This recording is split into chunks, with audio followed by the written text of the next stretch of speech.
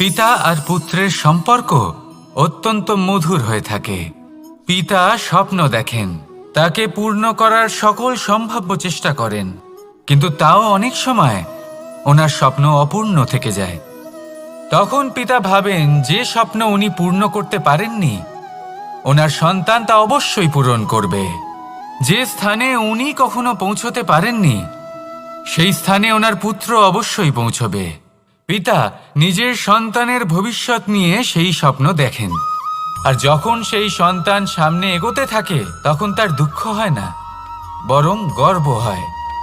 ওনার ভালো লাগে এটা দেখে যে ওনার সন্তান অনেক উন্নতি করছে। কিন্তু যখন সন্তান নিজের অভিভাবকের শক্তি দেখে, তার যশ দেখে হিংসা করতে থাকে, সমস্যা সেইখানেই শুরু হয়। সেই জন্য সকল সন্তানকে এটা মনে রাখতে হবে, দেখুন, পুত্র হবার সুবাদে, এক সন্তান হবার সুবাদে এটা হলো আপনার অধিকার যে আপনি আপনার পিতার থেকে বেশি উন্নতি করবেন। আপনার পিতাও এটাই চান, কিন্তু সুস্থভাবে এটা করুন। একটা রেখা টেনে নিন যাতে আপনি তাতে এগোতে পারেন আর আপনার পিতার তাতে গর্ববোধ হয়, আর সেই বিষয়ে দুঃখ না হয় যে আমার সন্তান আমাকেই ছোট করার চেষ্টা করছে। ইতিহাস সাক্ষী রয়েছে, যে মানুষ অন্য কাউকে ছোট করার চেষ্টা করেছেন সেই মানুষই ছোট হয়ে গেছেন।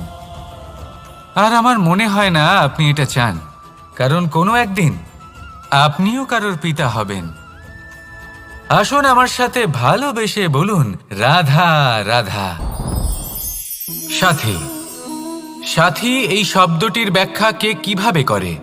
মিত্র, সখা, বন্ধু, কিন্তু অর্থ একটাই। তিনি যিনি আপনার সঙ্গী হন আর তিনি যার সাথী আপনি হন।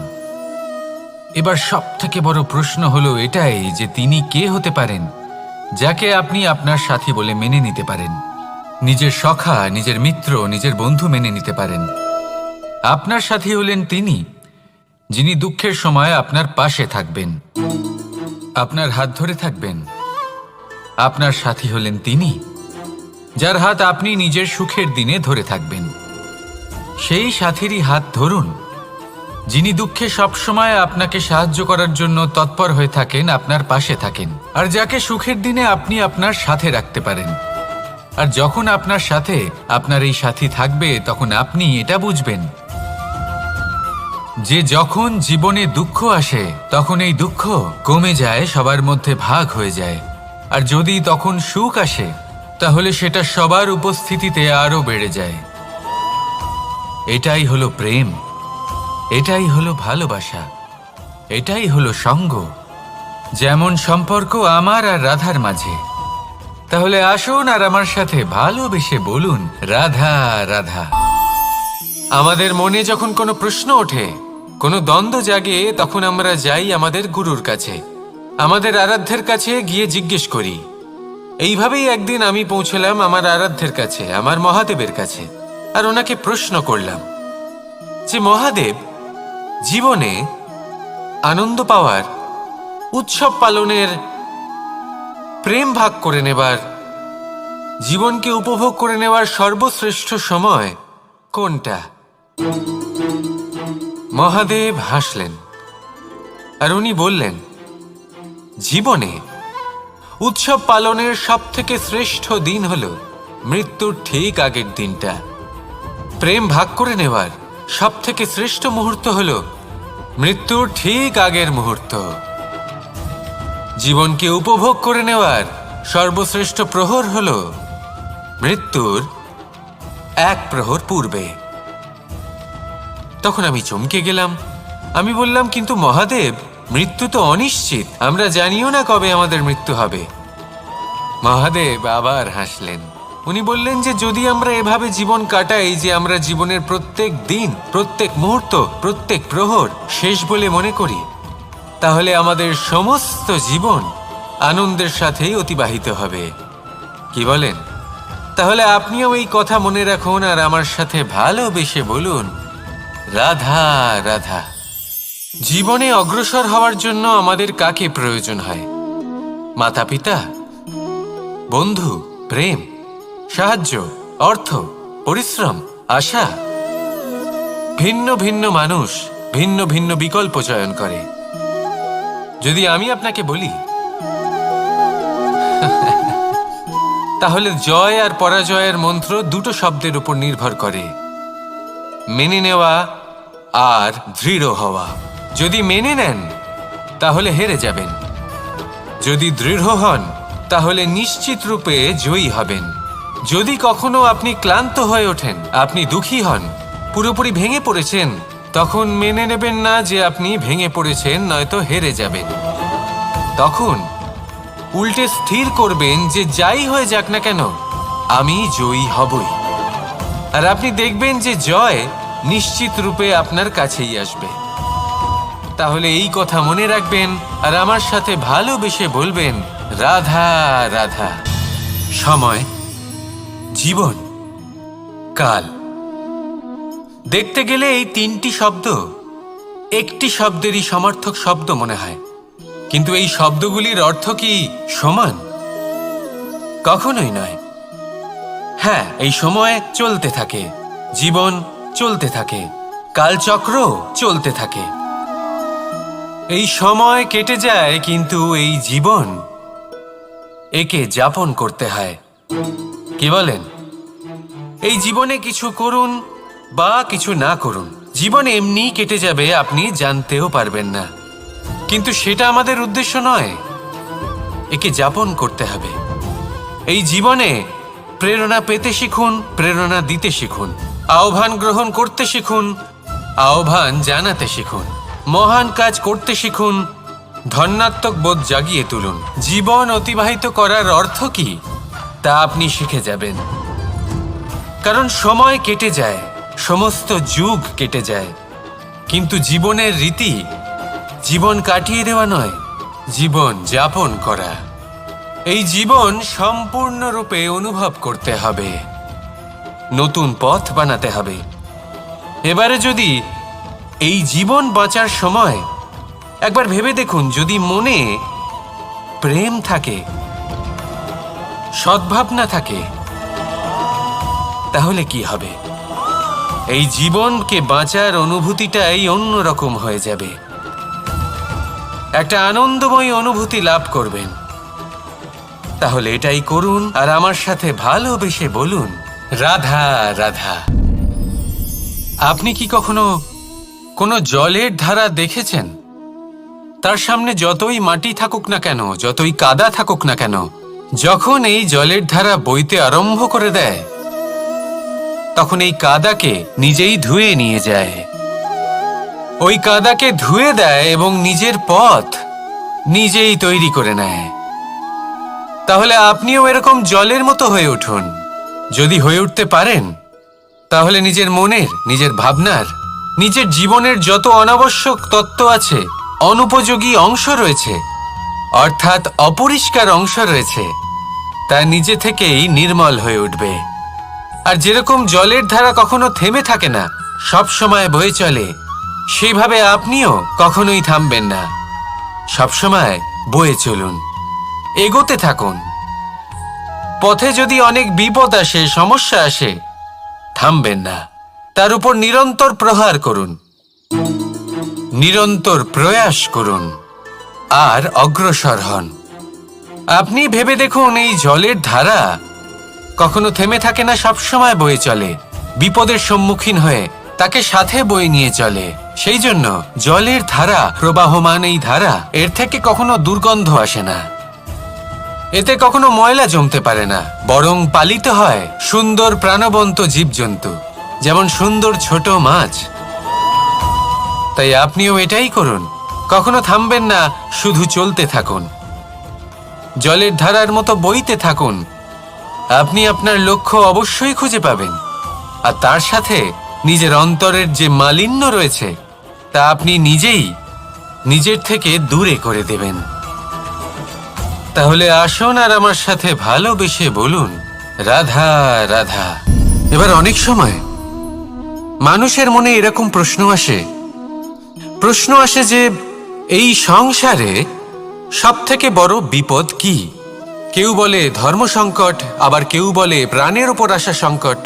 প্রত্যেক মানুষের জীবনে বিভিন্ন সংকট আসে, আর এই সমস্ত সংকট অত্যন্ত বিচিত্র হতে পারে। এই সমস্ত সংসার হলো সংকট দ্বারা পরিপূর্ণ। ঠিক আছে, আপনাকে একটা উদাহরণ দিই। একজন ধনী ব্যক্তি, এবার ওনার জীবনে সংকট কি হতে পারে? সংকট এটাই যে কেউ তার সম্পত্তি চুরি না করে নেয়, আমরা বুঝতে পারছি। এবার একজন চোর, তার জীবনে সংকট কি হতে পারে?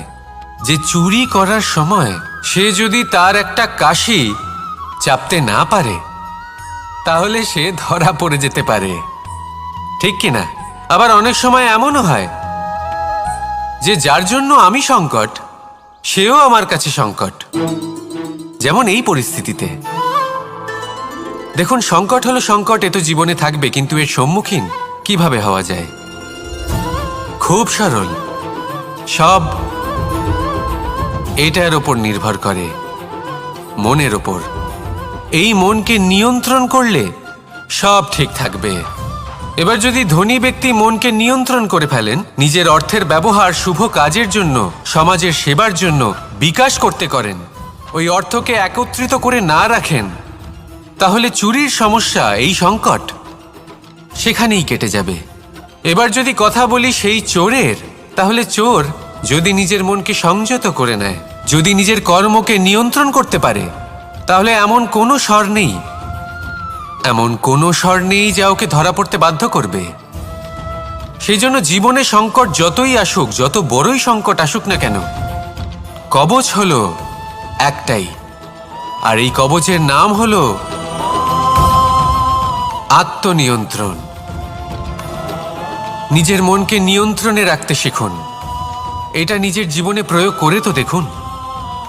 যদি আপনি করতে পারেন, তবে আপনি দেখবেন যে সংকট তো জীবনে আসা যাওয়া করে, কিন্তু সেই সংকটগুলির সম্মুখীন আপনি এইভাবে করতে পারবেন।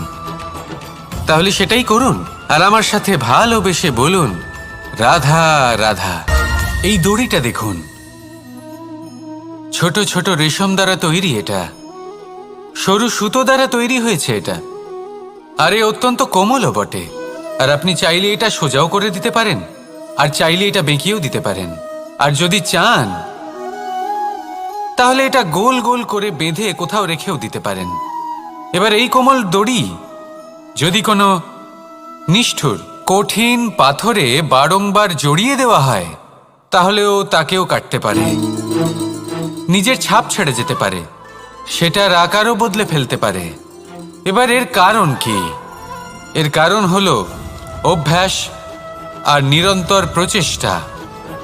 যদি আপনিও চেষ্টা করেন আর নিরন্তর কর্ম করে যান, তাহলে আপনার প্রারব্ধ পাথরের মতো কঠিনই হোক না কেন, তাতে ভাঙন ধরিয়েও আপনি নিজের লক্ষ্যে অবশ্যই পৌঁছতে পারবেন।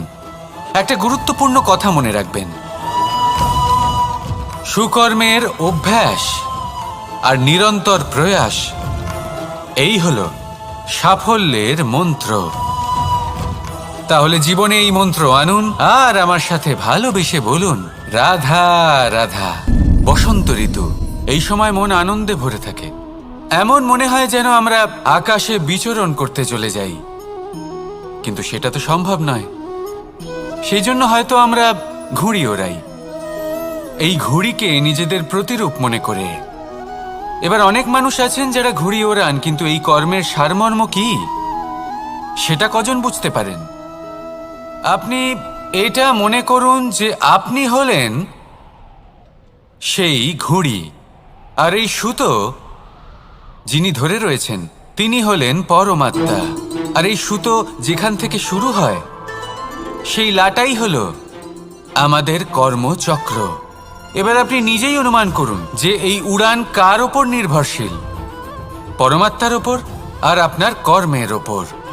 যদি পরমাত্মা আপনার হাত ধরে থাকেন, আপনার সাথে থাকেন, যদি আপনি শুভ কর্ম করতে থাকেন, আপনি এই আকাশে উড়তে থাকবেন। কিন্তু কোথাও কোথাও যদি পরমাত্মার সাথে এই বন্ধন ছিন্ন হয়, আপনার কর্মচক্র খারাপ হয়ে যায় বা থেমে যায়, তাহলে আপনার এই ঘুড়ি কেটে যাবে আর দূরে কোনো গাছের ডালে গিয়ে আটকে যাবে। তাই শুধুমাত্র ঘুড়ি ওড়াবেন না, তার থেকে শিখুন। পরমাত্মার সাহচর্যে থাকুন, সবসময় শুভ কর্ম করতে থাকুন, আর সবসময় এই আকাশে উড়তে থাকুন। আসুন আর আমার সাথে ভালোবেসে বলুন, রাধা। নিয়তি। রাধা আমাকে বলে, কৃষ্ণ, যদি তুমি জানো যে নিয়তিতে কি আছে, তাহলে তাকে বদলে দাও না কেন? মহাদেব আমাকে বলেন যে শ্রীকৃষ্ণ, যদি আপনি এটা জানেন যে সাম্বের নিয়তি এটাই, তাহলে আপনি তাকে বদলানোর চেষ্টা কেন করেন? কেন? কারণ আমি একজন পিতা, আর পিতার কর্তব্য এটাই, তিনি যেন সম্ভাব্য সব চেষ্টা করেন নিজের সন্তানের মঙ্গলের জন্য। নিয়তি আমি জানি, কিন্তু এটাও আমি জানি যে কর্মের থেকে বড় আর কোনো নিয়তি হতে পারে না। অভিজ্ঞতাও রয়েছে যে কর্মের হাতে নিয়তির এই চক্র বদলে যেতে পারে। তাই জীবনে যদি আপনার কখনো এমন মনে হয় যে এটা তো অসম্ভব, তখনও চেষ্টা করা কখনোই ছাড়বেন না। কে বলতে পারে আপনারই কর্মের কোনো এক বীজ হয়তো নিয়তির চাকায় আটকে গেল, আর নিয়তিকে নিজের পথ পাল্টাতে হলো, ঠিক কি না? সেই জন্য নিয়তিকে ভাগ্য মেনে নিয়ে চুপ করে বসে থাকবেন না। নিজের নিয়তি স্বয়ং নিজের কর্মের দ্বারা নির্ধারিত করুন, কারণ আপনার এই কর্মের ওপরেই আপনার অধিকার রয়েছে, আর এই অধিকারকে নিয়তি অনেক সময় সম্মানও করে। তাহলে আসুন আর আমার সাথে ভালোবেসে বলুন, রাধা রাধা। শক্তি এক অত্যন্ত বিচিত্র বস্তু, বা বলতে পারেন অনুভূতি। পিতা সবসময় চান যেন তিনি তার শক্তি পুত্রকে সঁপে দিতে পারেন, যাতে সে শক্তিশালী হয়, যাতে তার মঙ্গল হয়। তার পুত্র সবসময় চায় যাতে সে পিতার সেই শক্তি লাভ করে, কিন্তু সেই শক্তি লাভ করার জন্য পুত্র হওয়া যথেষ্ট নয়, যোগ্য পাত্র হতে হয়। আসুন আপনাকে সহজে বোঝাই। যদি আপনি সুপাত্র হন আর আপনাকে শক্তি দেওয়া হয়, তাহলে আপনি সেই শক্তির গুরুত্ব বুঝবেন, কোথায় সেই শক্তি প্রয়োগ করা উচিত সেটা বুঝবেন। আর এটা যেহেতু অর্জন করা শক্তি হবে, সেই শক্তির অপব্যবহার হবে না। কিন্তু যদি এই আপনি কুপাত্র হন আর যদি আপনাকে এই শক্তি দেওয়া হয়, তাহলে কি হবে? দেখতে গেলে এই শক্তি আপনি দান হিসেবে পেয়েছেন, তাই না আপনি এই শক্তির গুরুত্ব বুঝবেন, আর না এর প্রয়োগ আপনি জানবেন। তার অপব্যবহার হওয়া সুনিশ্চিত। তাই যদি আপনি কোনো শক্তি অর্জন করতে চান, তাহলে আগে তার যোগ্য হয়ে উঠুন, পুত্র নয় পাত্র হয়ে উঠুন। আর আমার সাথে ভালোবেসে বলুন, রাধা রাধা। কথায় আছে, প্রত্যেক পুত্র তার পিতার প্রতিচ্ছবি হয়, আর সমস্ত প্রতিচ্ছবি চায় যেন সে তার অস্তিত্ব প্রাপ্ত করতে পারে। পুত্র চায় সে যেন তার পিতার মতো হয়, বা কখনো কখনো তার থেকেও শ্রেষ্ঠ হয়। সেটা কোনো অনুচিত ব্যাপার নয়। অনুচিত তখন হয় যখন পুত্র নিজের পিতার মতো হবার স্বপ্ন পূরণ করতে গিয়ে বা তার থেকেও শ্রেষ্ঠ হওয়ার স্বপ্ন পূরণে অনুচিত পথের আশ্রয় নেয়। কারণ তারপরে সে তার পিতার গুণগুলি আত্মসাৎ করতে চায় না। সে শুধুই এটা চায় যে সংসারের চোখে যেন আমি শ্রেষ্ঠ প্রমাণিত হই। এটা অনুচিত। সংসারে এমন অনেক মানুষ আছেন যারা এই কারণে শ্রেষ্ঠ হবার চেষ্টা করেন যাতে তার পরিবারের তার পিতার সম্মান বৃদ্ধি পায়। এমনও মানুষ থাকেন, আর এটাই হলো পার্থক্য উদ্দেশ্যের। মনে রাখবেন, যদি আপনার উদ্দেশ্য শুভ হয় তাহলে পথও শুভ হবে, যদি আপনার উদ্দেশ্য অশুভ হয় তাহলে পথও অশুভ হবে। তাহলে নিজের পিতার মতো হবার চেষ্টা অবশ্যই করুন, তার থেকেও শ্রেষ্ঠ হওয়ার চেষ্টা অবশ্যই করুন, কিন্তু মনে রাখবেন আপনার সংকল্প আর আপনার উদ্দেশ্য এই দুই শুভ হওয়া উচিত। তাহলে আসুন আর আমার সাথে ভালোবেসে বলুন, রাধা রাধা। শক্তি শক্তি অর্জন করা এতটা কঠিন নয় যতটা শক্তি লাভ করার পরে সেই শক্তি সামলানো কঠিন হয়। কারণ যেই মানুষ শক্তি লাভ করে তার মনে গর্ববোধ জন্মায়, জন্মায় অহংকার, জন্মায় জেদ। তাই শক্তি প্রাপ্ত করার সাথে বিনম্র থাকাও অত্যন্ত আবশ্যক। আর এটা আমাদের শেখা উচিত বৃক্ষের থেকে। বৃক্ষ যা আমাদের ফল দেয়, বৃক্ষ যা যত ফল দেয় ততটাই ঝুঁকে যায়। আমরা পাথর মারি ওই বৃক্ষের থেকে ফল প্রাপ্ত করার জন্য। সেই পাথরের মার সহ্য করেও বৃক্ষ আমাদের ফল দেয়। কোনো গর্ববোধ নেই, কোনো অহংকার বোধ নেই। আর সেই জন্য এই বৃক্ষের পুজো করা হয়। এটাই হলো মাহাত্ম্য শক্তির সাথে বিনম্রতার। যদি এই শক্তি সৃজন করে থাকে, সাহায্য করে থাকে, সম্বল হয়ে থাকে, তবেই সেই শক্তি উপযুক্ত। আর নয়তো সেই শক্তি একদিন আপনাকে আসক্ত অবশ্যই করবে। তাহলে শক্তি অবশ্যই অর্জন করুন, কিন্তু তার সাথে সেই শক্তি সামলানোর মতো বিবেকও আপনাকে অবশ্যই জাগ্রত করতে হবে। তাহলে আসুন আমার সাথে ভালোবেসে বলুন রাধা রাধা। পিতা আর পুত্রের সম্পর্ক অত্যন্ত মধুর হয়ে থাকে। পিতা স্বপ্ন দেখেন, তাকে পূর্ণ করার সকল সম্ভাব্য চেষ্টা করেন, কিন্তু তাও অনেক সময় ওনার স্বপ্ন অপূর্ণ থেকে যায়। তখন পিতা ভাবেন যে স্বপ্ন উনি পূর্ণ করতে পারেননি, ওনার সন্তান তা অবশ্যই পূরণ করবে। যে স্থানে উনি কখনো পৌঁছতে পারেননি, সেই স্থানে ওনার পুত্র অবশ্যই পৌঁছবে। পিতা নিজের সন্তানের ভবিষ্যৎ নিয়ে সেই স্বপ্ন দেখেন। আর যখন সেই সন্তান সামনে এগোতে থাকে, তখন তার দুঃখ হয় না, বরং গর্ব হয়। ওনার ভালো লাগে এটা দেখে যে ওনার সন্তান অনেক উন্নতি করছে। কিন্তু যখন সন্তান নিজের অভিভাবকের শক্তি দেখে, তার যশ দেখে হিংসা করতে থাকে, সমস্যা সেইখানেই শুরু হয়। সেই জন্য সকল সন্তানকে এটা মনে রাখতে হবে। দেখুন, পুত্র হবার সুবাদে, এক সন্তান হবার সুবাদে এটা হলো আপনার অধিকার যে আপনি আপনার পিতার থেকে বেশি উন্নতি করবেন। আপনার পিতাও এটাই চান, কিন্তু সুস্থভাবে এটা করুন। একটা রেখা টেনে নিন, যাতে আপনি তাতে এগোতে পারেন আর আপনার পিতার তাতে গর্ববোধ হয়। আর সেই বিষয়ে দুঃখ না হয় যে আমার সন্তান আমাকেই ছোট করার চেষ্টা করছে। ইতিহাস সাক্ষী রয়েছে, যে মানুষ অন্য কাউকে ছোট করার চেষ্টা করেছেন, সেই মানুষই ছোট হয়ে গেছেন। আর আমার মনে হয় না আপনি এটা চান, কারণ কোনো একদিন আপনিও কারোর পিতা হবেন। আসুন আমার সাথে ভালোবেসে বলুন রাধা রাধা। সাথী। সাথী এই শব্দটির ব্যাখ্যা কে কিভাবে করে? মিত্র, সখা, বন্ধু। কিন্তু অর্থ একটাই। তিনি যিনি আপনার সঙ্গী হন আর তিনি যার সাথী আপনি হন।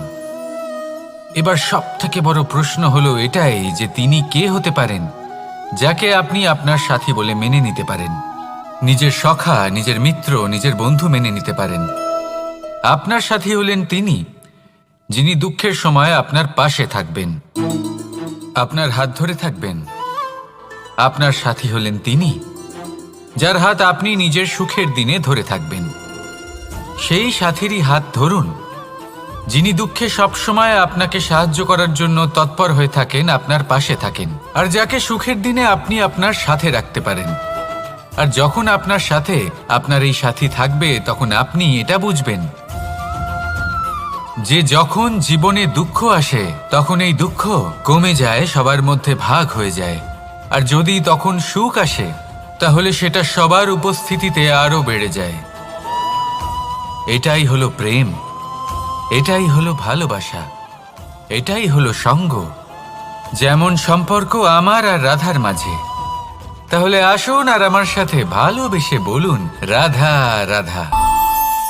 আমাদের মনে যখন কোনো প্রশ্ন ওঠে, কোনো দ্বন্দ্ব জাগে, তখন আমরা যাই আমাদের গুরুর কাছে, আমাদের আরাধ্যের কাছে গিয়ে জিজ্ঞেস করি। এইভাবেই একদিন আমি পৌঁছলাম আমার আরাধ্যের কাছে, আমার মহাদেবের কাছে, আর ওনাকে প্রশ্ন করলাম যে মহাদেব, জীবনে আনন্দ পাওয়ার, উৎসব পালনের, প্রেম ভাগ করে নেবার জীবনকে উপভোগ করে নেওয়ার সর্বশ্রেষ্ঠ সময় কোনটা? মহাদেব হাসলেন আর উনি বললেন, জীবনে উৎসব পালনের সবথেকে শ্রেষ্ঠ দিন হল মৃত্যুর ঠিক আগের দিনটা। প্রেম ভাগ করে নেওয়ার সবথেকে শ্রেষ্ঠ মুহূর্ত হল মৃত্যুর ঠিক আগের মুহূর্ত। জীবনকে উপভোগ করে নেওয়ার সর্বশ্রেষ্ঠ প্রহর হল মৃত্যুর এক প্রহর পূর্বে। তখন আমি চমকে গেলাম। আমি বললাম, কিন্তু মহাদেব, মৃত্যু তো অনিশ্চিত, আমরা জানিও না কবে আমাদের মৃত্যু হবে। মহাদেব আবার হাসলেন। উনি বললেন যে যদি আমরা এভাবে জীবন কাটাই যে আমরা জীবনের প্রত্যেক দিন, প্রত্যেক মুহূর্ত, প্রত্যেক প্রহর শেষ বলে মনে করি, তাহলে আমাদের সমস্ত জীবন আনন্দের সাথেই অতিবাহিত হবে। কি বলেন? তাহলে আপনিও এই কথা মনে রাখুন আর আমার সাথে ভালোবেসে বলুন, রাধা রাধা। জীবনে অগ্রসর হওয়ার জন্য আমাদের কাকে প্রয়োজন হয়? মাতা পিতা, বন্ধু, প্রেম, সাহায্য, অর্থ, পরিশ্রম, আশা। ভিন্ন ভিন্ন মানুষ ভিন্ন ভিন্ন বিকল্প চয়ন করে। যদি আমি আপনাকে বলি, তাহলে জয় আর পরাজয়ের মন্ত্র দুটো শব্দের উপর নির্ভর করে, মেনে নেওয়া আর দৃঢ় হওয়া। যদি মেনে নেন তাহলে হেরে যাবেন, যদি দৃঢ় হন তাহলে নিশ্চিত রূপে জয়ী হবেন। যদি কখনো আপনি ক্লান্ত হয়ে ওঠেন, আপনি দুঃখী হন, পুরোপুরি ভেঙে পড়েছেন, তখন মেনে নেবেন না যে আপনি ভেঙে পড়েছেন, নয়তো হেরে যাবেন। তখন উল্টে স্থির করবেন যে যাই হয়ে যাক না কেন, আমি জয়ী হবই। আর আপনি দেখবেন যে জয় নিশ্চিত রূপে আপনার কাছেই আসবে। তাহলে এই কথা মনে রাখবেন আর আমার সাথে ভালোবেসে বলবেন, রাধা রাধা। সময়, জীবন, কাল। দেখতে গেলে এই তিনটি শব্দ একটি শব্দেরই সমার্থক শব্দ মনে হয়, কিন্তু এই শব্দগুলির অর্থ কি সমান? কখনোই নয়। হ্যাঁ, এই সময় চলতে থাকে, জীবন চলতে থাকে, কালচক্র চলতে থাকে। এই সময় কেটে যায়, কিন্তু এই জীবন, একে যাপন করতে হয়। কি বলেন? এই জীবনে কিছু করুন বা কিছু না করুন, জীবন এমনি কেটে যাবে, আপনি জানতেও পারবেন না। কিন্তু সেটা আমাদের উদ্দেশ্য নয়, একে যাপন করতে হবে। এই জীবনে প্রেরণা পেতে শিখুন, প্রেরণা দিতে শিখুন, আহ্বান গ্রহণ করতে শিখুন, আহ্বান জানাতে শিখুন, মহান কাজ করতে শিখুন, ধন্যাত্মক বোধ জাগিয়ে তুলুন। জীবন অতিবাহিত করার অর্থ কি তা আপনি শিখে যাবেন। কারণ সময় কেটে যায়, সমস্ত যুগ কেটে যায়, কিন্তু জীবনের রীতি জীবন কাটিয়ে দেওয়া নয়, জীবন যাপন করা। এই জীবন সম্পূর্ণরূপে অনুভব করতে হবে, নতুন পথ বানাতে হবে। এবারে যদি এই জীবন বাঁচার সময় একবার ভেবে দেখুন, যদি মনে প্রেম থাকে, সদ্ভাবনা থাকে, তাহলে কি হবে? এই জীবনকে বাঁচার অনুভূতিটাই অন্যরকম হয়ে যাবে, একটা আনন্দময় অনুভূতি লাভ করবেন। তাহলে এটাই করুন আর আমার সাথে ভালোবেসে বলুন, রাধা রাধা। আপনি কি কখনো কোনো জলের ধারা দেখেছেন? তার সামনে যতই মাটি থাকুক না কেন, যতই কাদা থাকুক না কেন, যখন এই জলের ধারা বইতে আরম্ভ করে দেয়, তখন এই কাদাকে নিজেই ধুয়ে নিয়ে যায়। ওই কাদাকে ধুয়ে দেয় এবং নিজের পথ নিজেই তৈরি করে নেয়। তাহলে আপনিও এরকম জলের মতো হয়ে উঠুন। যদি হয়ে উঠতে পারেন, তাহলে নিজের মনের, নিজের ভাবনার, নিজের জীবনের যত অনাবশ্যক তত্ত্ব আছে, অনুপযোগী অংশ রয়েছে, অর্থাৎ অপরিষ্কার অংশ রয়েছে, তা নিজে থেকেই নির্মল হয়ে উঠবে। আর যেরকম জলের ধারা কখনো থেমে থাকে না, সব সময় বয়ে চলে, সেইভাবে আপনিও কখনোই থামবেন না, সবসময় বয়ে চলুন, এগোতে থাকুন। পথে যদি অনেক বিপদ আসে, সমস্যা আসে, থামবেন না, তার উপর নিরন্তর প্রহার করুন, নিরন্তর প্রয়াস করুন আর অগ্রসর হন। আপনি ভেবে দেখুন, এই জলের ধারা কখনো থেমে থাকে না, সবসময় বয়ে চলে, বিপদের সম্মুখীন হয়ে তাকে সাথে বয়ে নিয়ে চলে। সেই জন্য জলের ধারা, প্রবাহমান এই ধারা, এর থেকে কখনো দুর্গন্ধ আসে না, এতে কখনো ময়লা জমতে পারে না, বরং পালিত হয় সুন্দর প্রাণবন্ত জীবজন্তু, যেমন সুন্দর ছোট মাছ। তাই আপনিও এটাই করুন, কখনো থামবেন না, শুধু চলতে থাকুন, জলের ধারার মতো বইতে থাকুন। আপনি আপনার লক্ষ্য অবশ্যই খুঁজে পাবেন, আর তার সাথে নিজের অন্তরের যে মালিন্য রয়েছে তা আপনি নিজেই নিজের থেকে দূরে করে দেবেন। তাহলে আসুন আর আমার সাথে ভালোবেসে বলুন, রাধা রাধা। এবার অনেক সময় মানুষের মনে এরকম প্রশ্ন আসে যে এই সংসারে সবথেকে বড় বিপদ কি? কেউ বলে ধর্ম সংকট, আবার কেউ বলে প্রাণের উপর আসা সংকট। প্রত্যেক মানুষের জীবনে বিভিন্ন সংকট আসে, আর এই সমস্ত সংকট অত্যন্ত বিচিত্র হতে পারে। এই সমস্ত সংসার হলো সংকট দ্বারা পরিপূর্ণ। ঠিক আছে, আপনাকে একটা উদাহরণ দিই। একজন ধনী ব্যক্তি, এবার ওনার জীবনে সংকট কি হতে পারে? সংকট এটাই যে কেউ তার সম্পত্তি চুরি না করে নেয়, আমরা বুঝতে পারছি। এবার একজন চোর, তার জীবনে সংকট কি হতে পারে? যে চুরি করার সময় সে যদি তার একটা কাশি চাপতে না পারে, তাহলে সে ধরা পড়ে যেতে পারে, ঠিক কিনা? আবার অনেক সময় এমনও হয় যে যার জন্য আমি সংকট, সেও আমার কাছে সংকট। যেমন এই পরিস্থিতিতে দেখুন, সংকট হলো সংকট, এ তো জীবনে থাকবে, কিন্তু এর সম্মুখীন কিভাবে হওয়া যায়? খুব সরল, সব এটার ওপর নির্ভর করে, মনের ওপর। এই মনকে নিয়ন্ত্রণ করলে সব ঠিক থাকবে। এবার যদি ধনী ব্যক্তি মনকে নিয়ন্ত্রণ করে ফেলেন, নিজের অর্থের ব্যবহার শুভ কাজের জন্য, সমাজের সেবার জন্য বিকাশ করতে করেন, ওই অর্থকে একত্রিত করে না রাখেন, তাহলে চুরির সমস্যা, এই সংকট সেখানেই কেটে যাবে। এবার যদি কথা বলি সেই চোরের, তাহলে চোর যদি নিজের মনকে সংযত করে নেয়, যদি নিজের কর্মকে নিয়ন্ত্রণ করতে পারে, তাহলে এমন কোনো স্বর নেই যা ওকে ধরা পড়তে বাধ্য করবে। সেই জন্য জীবনে সংকট যতই আসুক, যত বড়ই সংকট আসুক না কেন, কবচ হলো একটাই, আর এই কবচের নাম হলো আত্মনিয়ন্ত্রণ। নিজের মনকে নিয়ন্ত্রণে রাখতে শিখুন। এটা নিজের জীবনে প্রয়োগ করে তো দেখুন। যদি আপনি করতে পারেন, তবে আপনি দেখবেন যে সংকট তো জীবনে আসা যাওয়া করে, কিন্তু সেই সংকটগুলির সম্মুখীন আপনি এইভাবে করতে পারবেন। তাহলে সেটাই করুন, আর আমার সাথে ভালোবেসে বলুন, রাধা রাধা। এই দড়িটা দেখুন, ছোট ছোট রেশম দ্বারা তৈরি, এটা সরু সুতো দ্বারা তৈরি হয়েছে এটা, আর এ অত্যন্ত কোমলও বটে। আর আপনি চাইলে এটা সোজাও করে দিতে পারেন, আর চাইলে এটা বেঁকিয়েও দিতে পারেন, আর যদি চান তাহলে এটা গোল গোল করে বেঁধে কোথাও রেখেও দিতে পারেন। এবার এই কোমল দড়ি যদি কোনো নিষ্ঠুর কঠিন পাথরে বারংবার জড়িয়ে দেওয়া হয়, তাহলেও তাকেও কাটতে পারে, নিজের ছাপ ছেড়ে যেতে পারে, সেটার আকারও বদলে ফেলতে পারে। এবার এর কারণ কি? এর কারণ হলো অভ্যাস আর নিরন্তর প্রচেষ্টা।